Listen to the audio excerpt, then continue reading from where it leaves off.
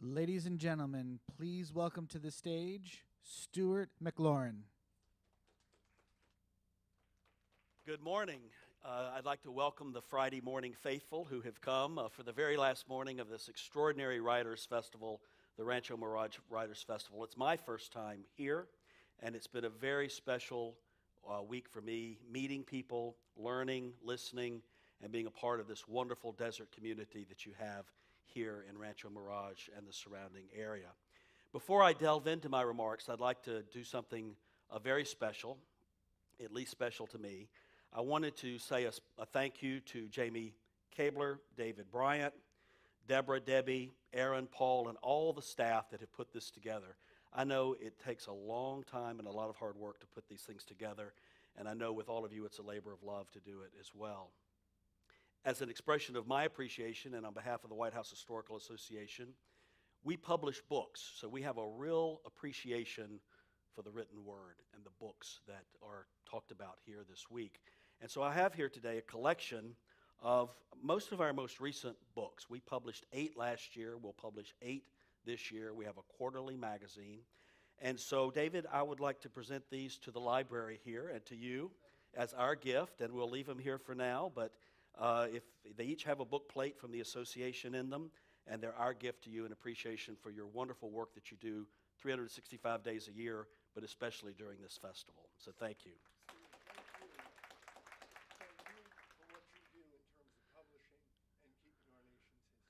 Thank you. Thank you so much. So I want to share with you an overview of White House history and the role of the White House Historical Association. Some of you may have been here yesterday when I talked more broadly about the White House and its history with Doug Brinkley. But today I'm going to dive in more specifically to Mrs. Kennedy, her role, and what it is that we do. You know, the White House is the home to the president and his family. It's the office to the president and his staff. And it's the ceremonial stage upon which our nation receives its most important visitors for state visits, for state dinners, for meetings with the president. And then it's also a museum, a place where people from across our country and around the world can visit the White House. And they actually have about 500,000 visitors a year which are able to go through the White House. Now, most Americans tend to think of the White House as just a political place. We see the president or policymakers or the press secretary speaking about issues of the day or legislative matters or things that are in the press. But the White House is actually a much more substantive and a much more complex place. It's a historical place.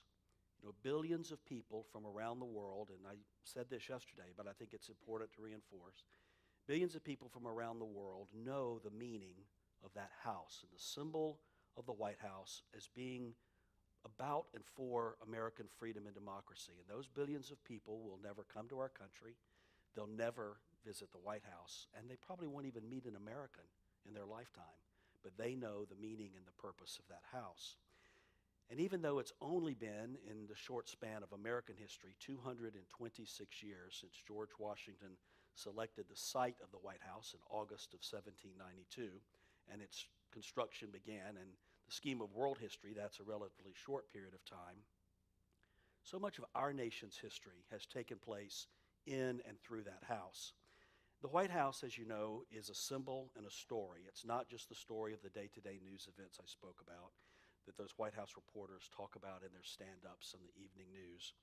The White House is the story of our nation and our nation's history, of its meaning and all that continues to draw people from all around the globe to try to come to our country to be Americans. It's the story that all of us cherish and that we hope to pass along to the next generation. You see, when you're in the White House, history is all around you. Some of it we know from the records and the voices of those who lived and worked at 1600 Pennsylvania Avenue, and some of it we only know through the records that the historians have written over the years. And although the breaking news pace of the day-to-day hamster wheel of those who work in the House rarely gives us an opportunity to connect beyond the pressing events of the day, particularly for those who work there, I've talked to many White House staff members who spend 4 or 8 years working in the White House, and they're so busy they never really pause to think about the historic setting and context in which they work. but it's so important for us to know that setting and that context and to share it. Although the exterior walls of the White House have been regularly painted with Duron Whisper White, there's one portion of those walls which is actually underneath the north portico of the White House that is always left unpainted as a reminder of this significant event in our nation's history when the British burned the President's house in 1814. And then in each of the ceremonial rooms on the state floor, you can see furniture, paintings, and architectural features that tell our nation's story. For example, there's the wonderful piano. Is that the piano you can see there? This is a wonderful piano that was the 300,000th Steinway piano that was created by the Steinway Company. And it was given to President Franklin Roosevelt in 1938. And it's been played by Presidents Harry Truman to Richard Nixon. There's a wonderful story of Richard Nixon playing the piano for Pearl Bailey. Actually, if you follow us on social media, this is our Facebook post today, where Pearl Bailey was singing for the governor's conference, and Richard Nixon sat down at the piano, and he said, what can I play for you to sing? And she says, play anything you want, I know it all. And so they sang several songs, and they ended with a rousing God Bless America on that special occasion. There's the Blue Room, where the suite of Belanger furniture that President James Monroe ordered when he moved back into the executive mansion after it was burned by the British. He moved in 1817, and he had been our minister to France, and so he had strong French interest and influence and brought this 53-piece suite of furniture back into the White House. And to commemorate the 200th anniversary of this, the White House Historical Association is funding the conservation of this furniture that will be debuted later this year. Interestingly enough, there were originally 53 pieces in this suite of furniture. Only 10 remain. They were gotten rid of over the years, and the association has been able to reclaim other pieces. There's the East Room, which is very familiar to you, where there's that full-length portrait of George Washington by Gilbert Stuart that you all know the wonderful story that Dolly Madison spirited it away when the British were approaching with their torches, and it was put in the White House in 1800. It was the item that was in the White House when John and Abigail Adams moved in 1800, and it is currently the only item in the entire White House collection that was in the White House at the time that John and Abigail Adams moved in 1800. The rest would have been lost to the British fire or lost to history over the time. The green and red rooms, which continue to display the exquisite taste of First Lady Jacqueline Kennedy, who resolved that the White House must reflect the very best of America, including American furniture and decorative arts. You know, Mrs. Kennedy believed that every single detail in the public rooms should be of museum quality. In fact, thanks to no small part to the contributions of the White House Historical Association over the years, in 1988, the American Association of Museums actually designated the White House to be a museum. But for many Americans, the White House is associated with significant national traditions, events, and ceremonies. There is Inauguration Day, when the outgoing President of the United States greets the incoming President and First Lady at the north door of the White House. You've seen that take place many, many times.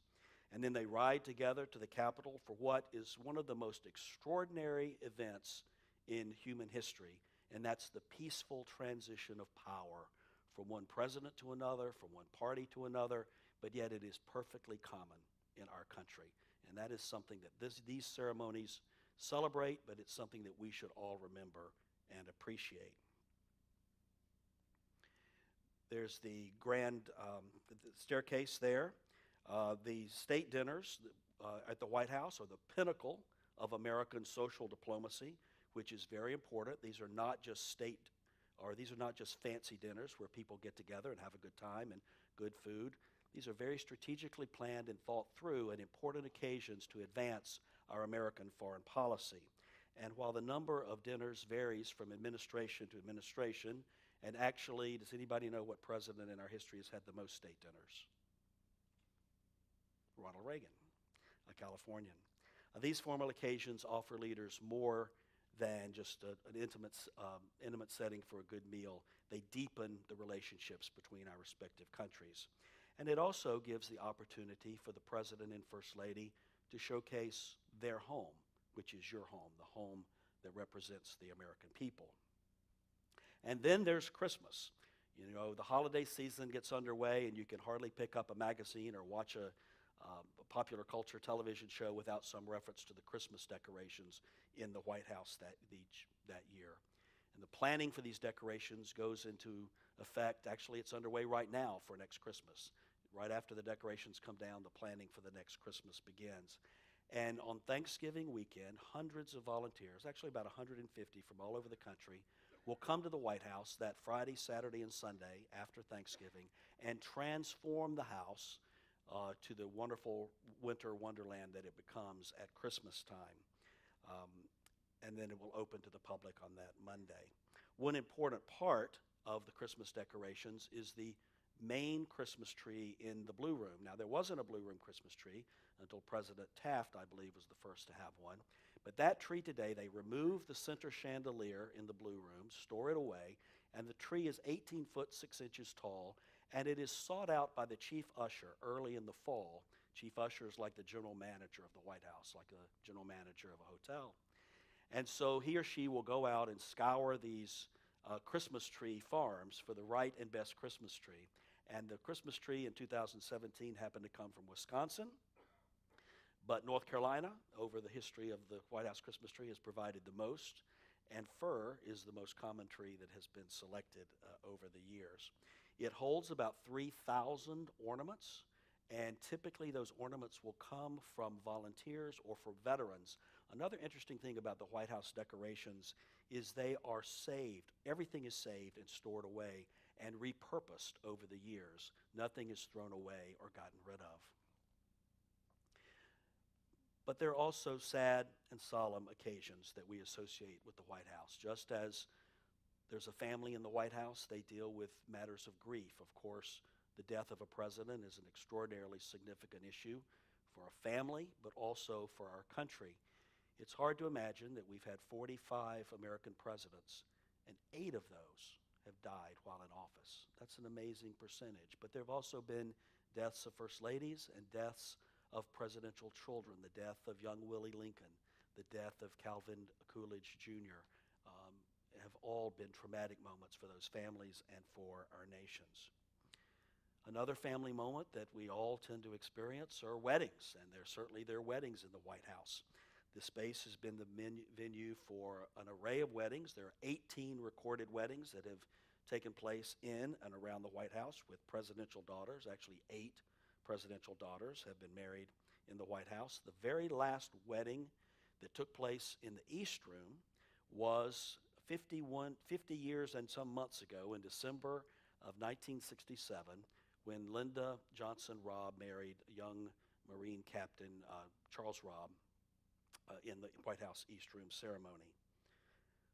But through all of those solemn and celebratory occasions, the White House represents America to the world, and even to our country in all of its facets and roles. The White House, as I said earlier, is the people's house. It's your house, and it brings our country together in a very special way. Many of you may recall Jacqueline Kennedy's famous televised White House tour, first broadcast 56 years ago in 1962 with Charles Collingwood of CBS News, where he interviewed her with that large, big, boxy camera as they trundled around the White House. And you can actually still see this on YouTube today. Mrs. Kennedy showed Charles Collingwood throughout the White House with the camera trailing along, and in a display of media unity that is really hard for us to imagine today. Not only did CBS air this television special, but ABC and NBC showed it as well, and it was as if everyone in the country had watched that television show. And as she escorted Mr. Collingwood from room to room, her emphasis was on the early American artifacts that she had found and put back in the White House. When she moved in the White House, so much had been, there wasn't much older than 1948, and so she actually herself went down into the basement, went up into the attic, contacted her friends, found extraordinary things that had been lost to time. The resolute desk that's in the office of the President of the United States today, she found covered over with radio and broadcasting materials and equipment, and dusted that off, and there it is. It became the president's desk in the Oval Office. In that program that she did with CBS, she named the generous Americans who had responded to her call for assistance to restore the White House and to display the very best of America. You see, after she first toured the house with her mother, she first toured the house with Mamie Eisenhower after the election of 1960, she was distressed with how it looked. And she commented, somewhat a little impolitic for Mrs. Kennedy, you would think, that the White House looked like it had been furnished by a January furniture store sale, because not much was in the White House that was older than 1948. So she was determined when she took office, and even though she was First Lady for just 3 short years, she made a radical transformational difference in the White House. Well, in that television show, she won the hearts of the nation that night, and she transformed how the curatorial aspects of the White House are managed. Prior to the Kennedy administration, new occupants of the White House could do anything they wanted to the White House. A new president and First Lady could come in and they could get rid of anything. And that's often how they furnished or paid for the furnishings that they wanted, was by selling the old things.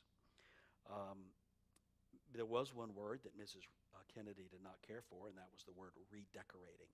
She did not want to say that she was redecorating the White House. She was restoring it to its rightful place of having the very best of American art and artisans.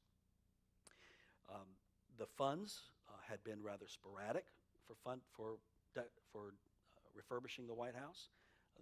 First Ladies preceding Mrs. Kennedy would go to the Congress, but the Congress was not fond of appropriating funds for this purpose, and so it often fell to the means of the actual president who was in office. First families wanting new furniture often had to secure it by selling the old, with that little regard for the historic significance of what was being discarded.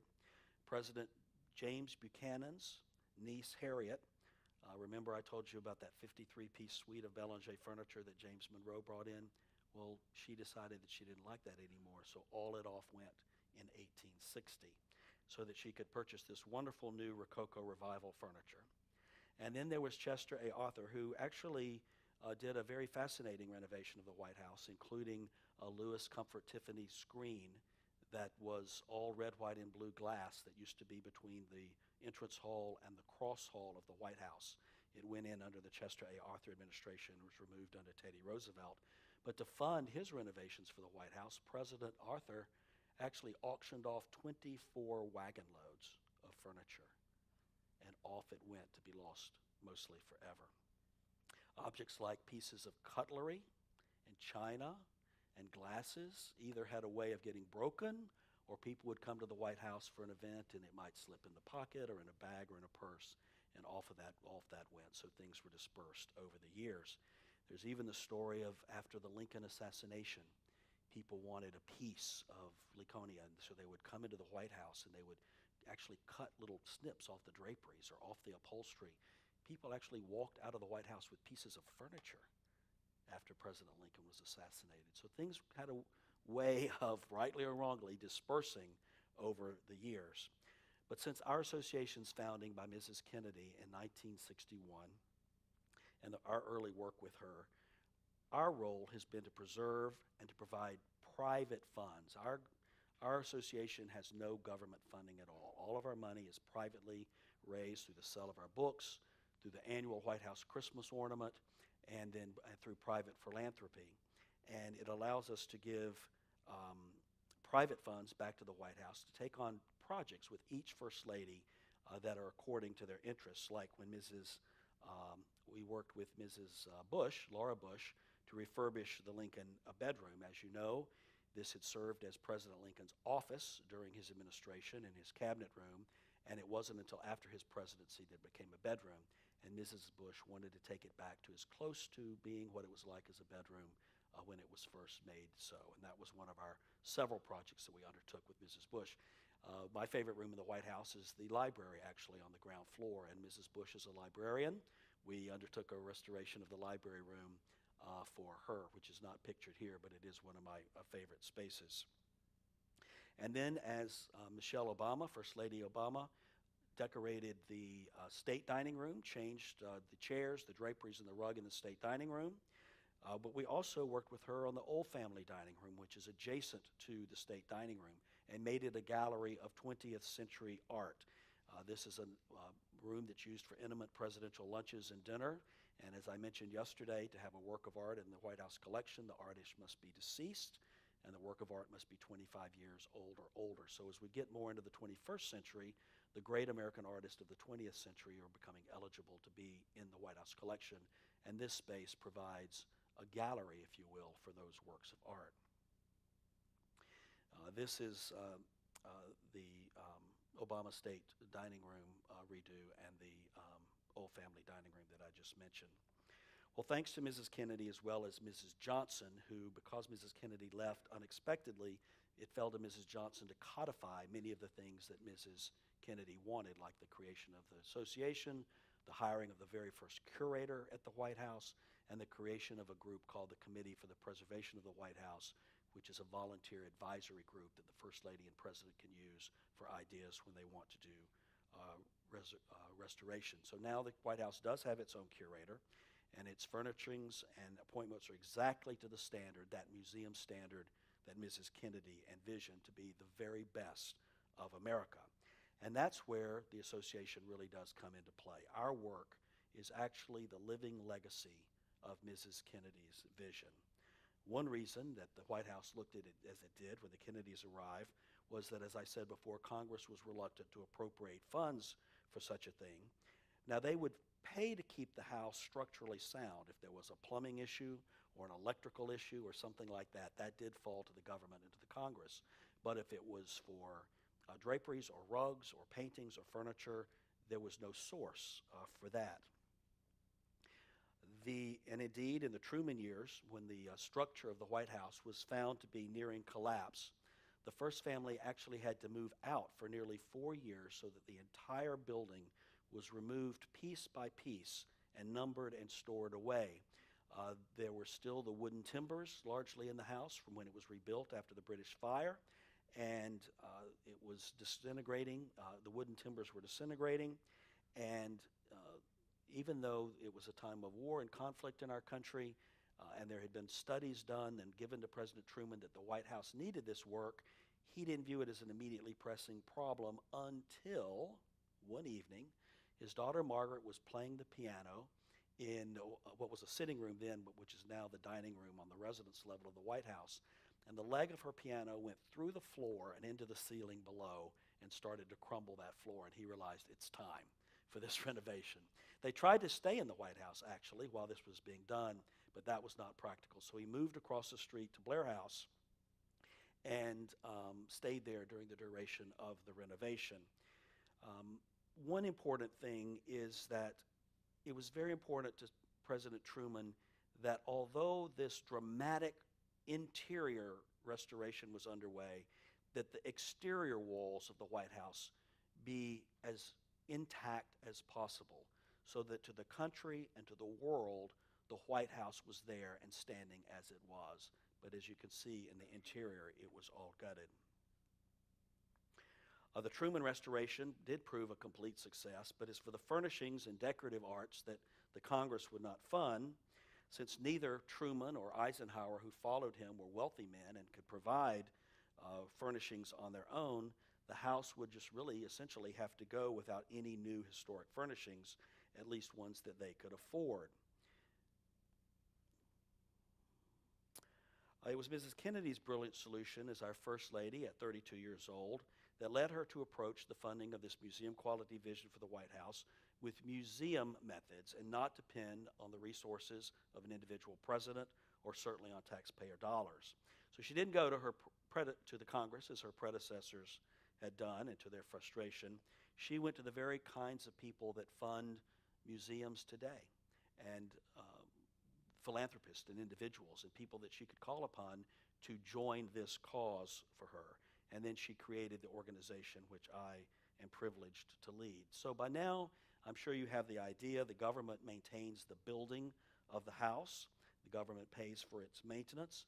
Our wonderful friends at the National Park Service and at GSA maintain the grounds of the White House and the infrastructure of the White House, but it was the private funding resource that Mrs. Kennedy needed in creating the White House Historical Association to provide non-government funding to make possible preservation, restoration, conservation, and the acquisition of art and furnishings for the permanent White House collection, and to make those staterooms, the red room, the green room, the blue room, the east room, the state dining room, the very best of America. We also provide funds for the acquisition of the president's portraits, the president's and first lady's portraits, and the presidential china. When that is acquired, that is something that we fund as well. I mentioned that we are a nonpartisan and nonprofit organization, and during the year since the creation of our organization by Mrs. Kennedy, we've been privileged to return over $47 million to this work for the White House. Now, if I would be really remiss if I did not call attention to another very important part of our mission that was mandated by Mrs. Kennedy, and that is education, and that's where our books come in. It was very important to her that the association be charged with teaching and telling the stories of White House history, now going back 226 years to when George Washington selected the site there in Washington. In terms of education, we have online resources for kindergarten through 12th grade levels. We have a summer teacher institute. We have a visitor center, which is an amazing Smithsonian caliber museum that is in Washington that we operate in partnership with the National Park Service. It's on Pennsylvania Avenue, just across the street from the Willard Hotel. It's open 7 days a week, and it's a wonderful complement to visiting the White House, or if you don't have the opportunity to visit the White House, it's an extraordinarily immersive, interactive experience in White House history. We have a wonderful partnership with a number of partnerships. I'm a big believer in collaborating with other organizations. We are so content rich at the association, but we can tend to be reach challenged. So to extend our reach with what we do and our online resources and our teaching materials, our books and publications, I like to partner with other organizations. So we have a terrific current partnership with Amazon Web Services for our digital library, with the Boys and Girls Clubs of America to disseminate our content and our curriculum to their clubs all around the world. With National History Day, we're a big fan of National History Day. For the past 3 years, we've had a partnership with the Washington Nationals baseball team. So all 81 home games in any given year, you go to the stadium, and there's an interactive White House history quiz in the ballpark, and we sponsored 2 of the racing presidents that run around the field. So it's an opportunity to spark a fire in young minds about White House history, and oftentimes I'd be at a game and I'd see a young kid, I'd see a young kid take out his camera and take a picture of the quiz and be texting it to someone. There's a wonderful organization in New York that we partner with called Dreamwakers, where I can actually sit in my office in Washington and through my computer talk to classrooms of students all over the country, and we do that frequently. I really enjoy doing that. We have public programs, lectures, seminars.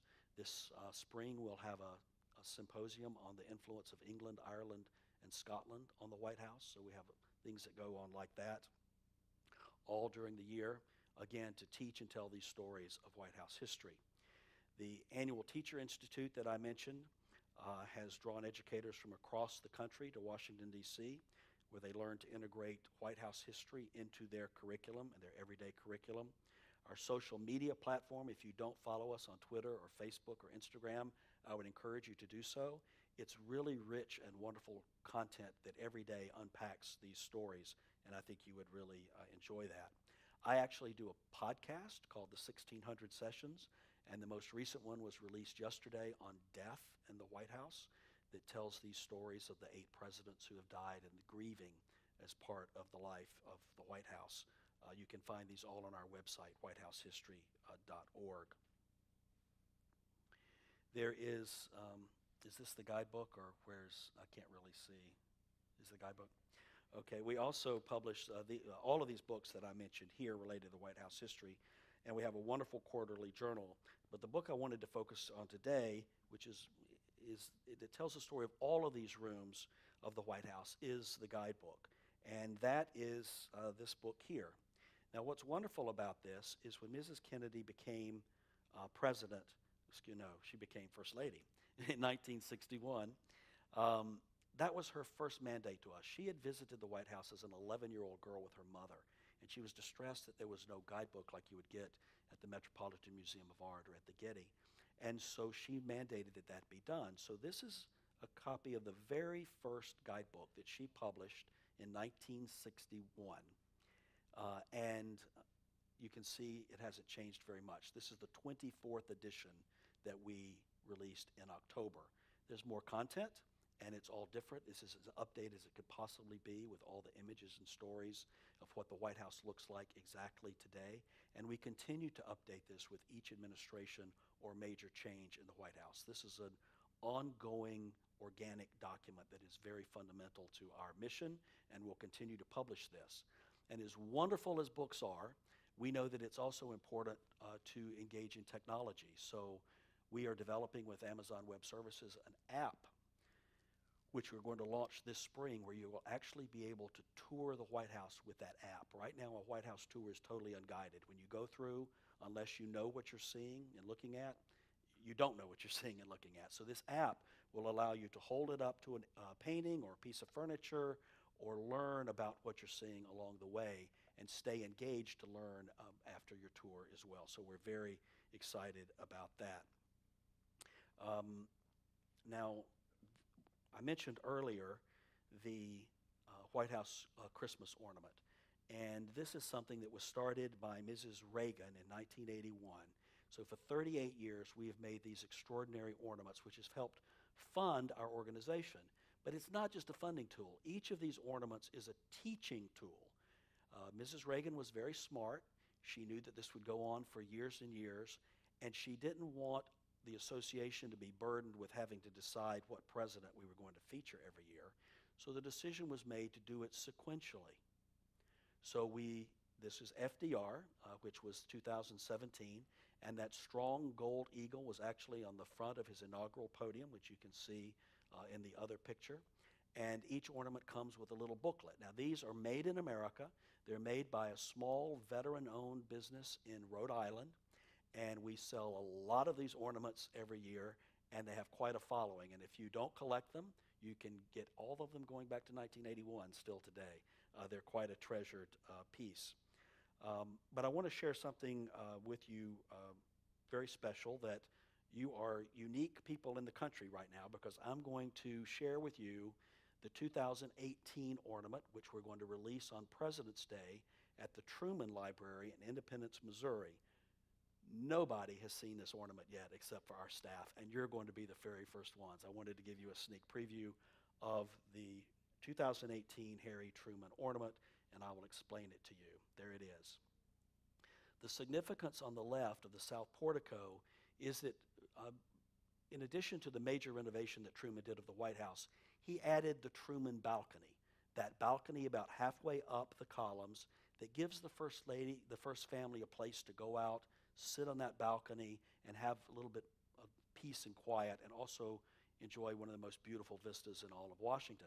But it was very controversial when he installed it. People did not like that balcony that he had put on the colonnade. Now it's very accepted, and it's an important piece of his presidency, or legacy of his presidency. Above it is the Truman Seal.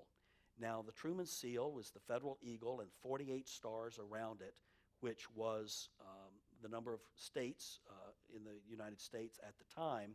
And the Truman Seal became the image that was on the presidential flag, the presidential seal at the time. And hanging in my office in Washington is the actual cloth flag with that seal that a gentleman named George Elzey, who had been military aide to President Roosevelt and then President Truman, presented to Harry Truman to approve that as the presidential seal in 1948. And so we give a commemoration of that. On the flip side is the interior of the Blue Room as it existed in 1952 when the Trumans moved back into the White House. So that is the 2018 White House Christmas ornament, and you are the very first people to see it live and in color. So don't tell anybody.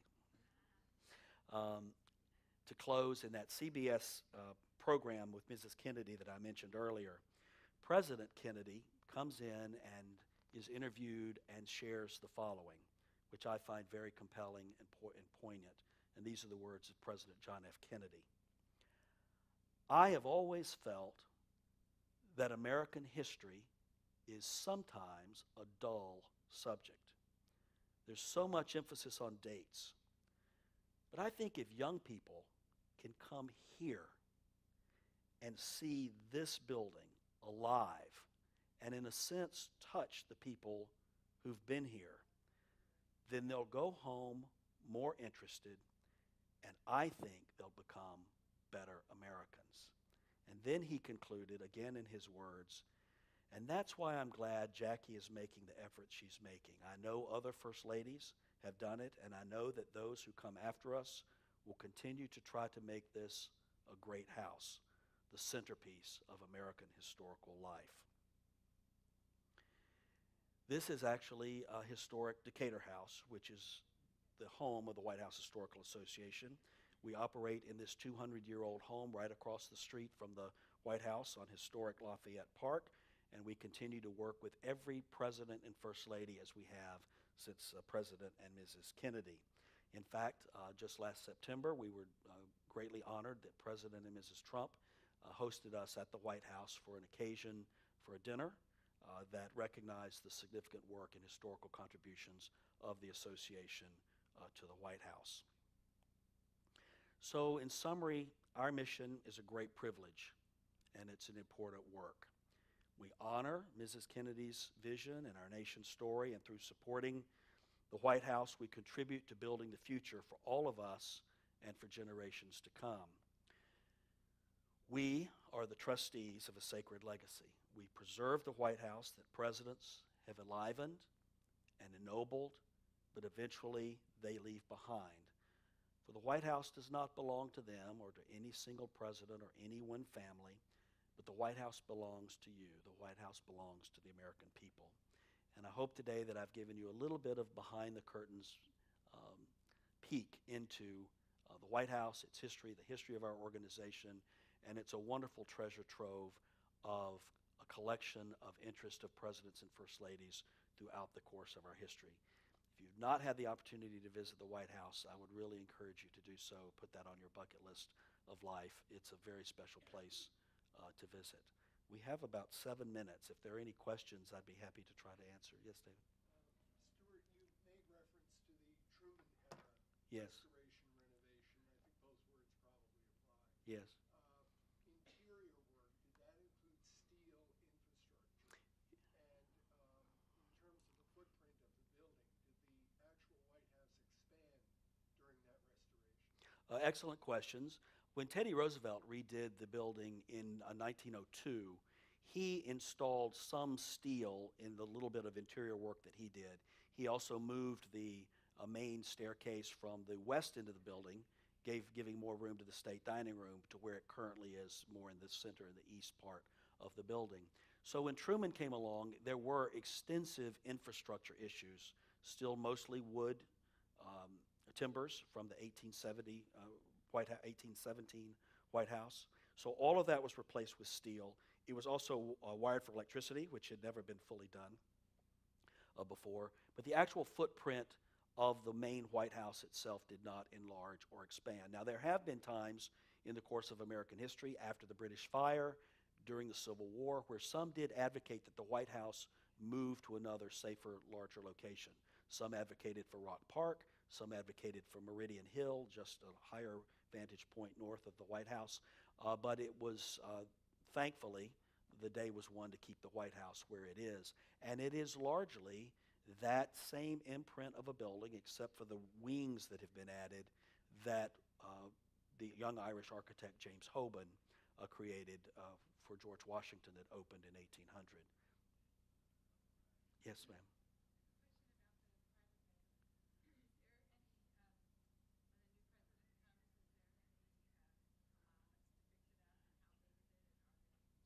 Sure. The question is there an allowance for the private residence for families to make that their home? And are there any restrictions on what they can do there and what they can do on the upstairs residence level. Well, that is their home. That's where they live with their family, and essentially they can do what they want in that space to make it a comfortable and home space for them. There is an amount of money, $100,000, that's allocated by the Congress for that refurbishment with each new administration, but the past several administrations have decided not to accept that money.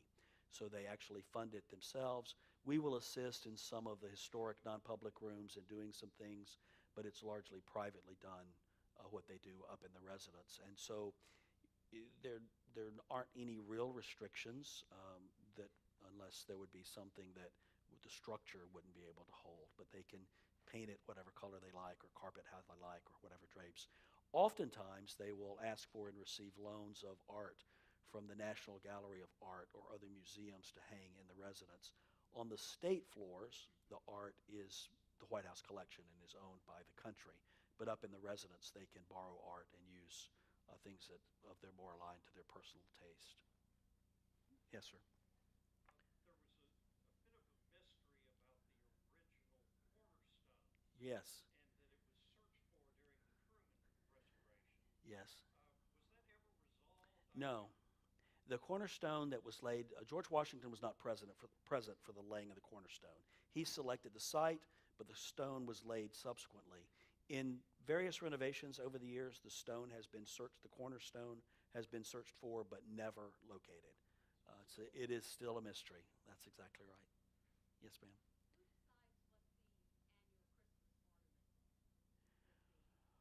Well, that would be me and a group of our staff and this wonderful company that we work with in Rhode Island have a team of designers. We know what president we're going to feature, and we talk about what are the key historical elements.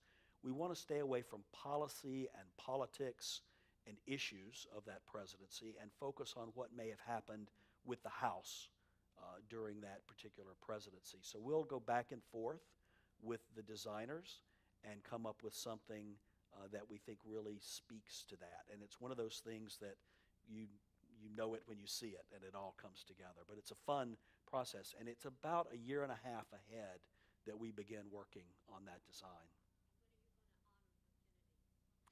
Well, Truman is 18, and then Eisenhower will be 19, so we'll honor the Kennedys in 2020.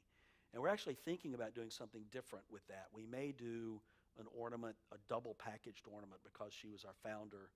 We're thinking, this is a little inside baseball right now, but we're thinking maybe double ornament with something that honors him and something that honors her as a double package. Yes, ma'am.